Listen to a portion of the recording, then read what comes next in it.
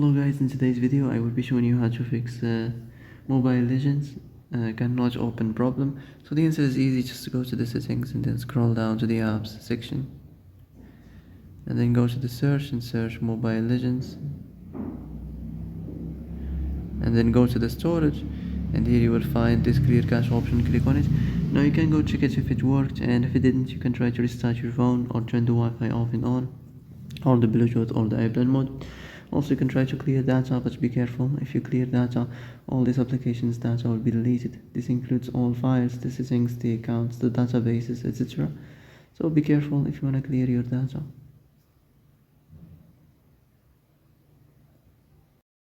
And that's it for today's video. I hope this is the answer you've been looking for.